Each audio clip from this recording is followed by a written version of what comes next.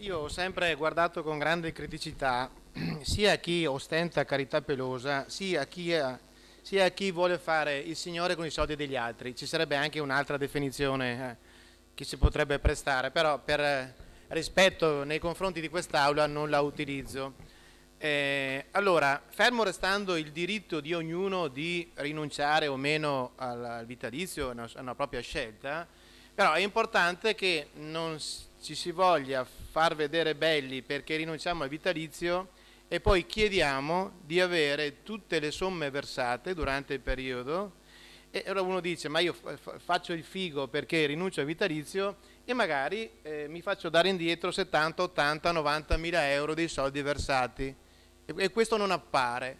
Allora, delle due l'una,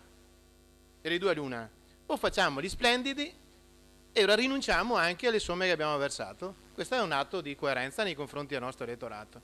Ma non ritengo sia opportuno fare gli splendidi e poi sotto banco farci dare indietro tutti i soldi che abbiamo versato e ora anziché aspettare ad avere il vitalizio quando avremo maturato il periodo, ci facciamo dare, senza che nessuno ne parli, magari 70, 80 o rotti mila euro indietro di quello che abbiamo versato. No, due l'una, se no uso quel termine che non ho utilizzato adesso, cioè della serie. O siamo coerenti fino in fondo, ma allora coerenza dice rinuncio al privilegio, ma non mi faccio dare sotto banco, anzi, senza clamore, non mi faccio dare subito 80.000 euro anziché farmi dare a 55, 60, 65 anni, farmi dare vitalizio. Perché altrimenti corriamo il rischio di prendere in giro coloro che rappresentiamo. Quindi tentiamo di essere corretti e coerenti, perché sennò corriamo il rischio di dare una brutta immagine. Su questo chiedo al proponente dell'emendamento, può darsi che io non l'abbia capito bene, non mi è stato spiegato, lo vedo anch'io all'ultimo momento, può darsi che io non l'abbia capito bene e siccome ammetto magari la mia non perfetta conoscenza, chiedo che in quest'Aula mi venga spiegato e in base alle spiegazioni che verranno date prenderò le mie decisioni. Però vorrei che venisse spiegato bene perché se come io l'ho interpretato leggendolo, credo che faremo meglio a far finta di esserci sbagliati e di proseguire con i lavori di approvazione del bilancio. Dalla Libera. O riusciamo a dare questa spiegazione, se no proporrei 5 minuti di sospensione proprio per avere la possibilità di capire meglio la questione. Torno a ribadire, perché non ci siano equivoci, io non mi permetto di giudicare chi fa una scelta o ne fa un'altra. Rispetto le scelte che vengono fatte. Uno fa una scelta e se ne assume la responsabilità. Sono tutte scelte legittime. Contesto il fatto che si faccia finta di fare una scelta, facendo il bel gesto,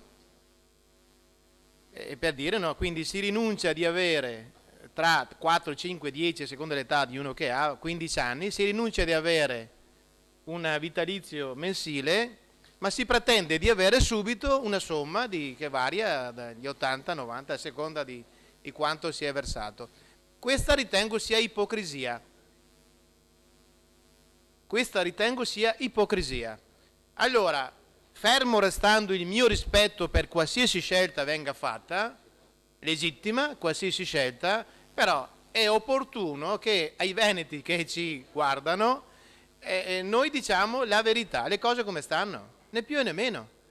Ci assumiamo la responsabilità delle nostre scelte, ma è giusto dire la verità. Perché dobbiamo prenderli in giro facendo finta di fare i samaritani e invece poi subito dopo, quando si sono spenti i riflettori, andiamo ad incassare il malloppo? Cioè, mi sembra che questa sia una cosa inopportuna e a maggior ragione questa iniziativa portata in questo modo in aula a quest'ora ritengo sia inopportuna. Quindi sottopongo all'intera aula l'opportunità di togliere questo sasso che abbiamo messo nell'ingranaggio che stava funzionando per fare in modo da proseguire con i lavori di approvazione del bilancio. Lo dico in maniera molto serena, pacata, ma determinata. Serena, pacata, ma determinata. Berti.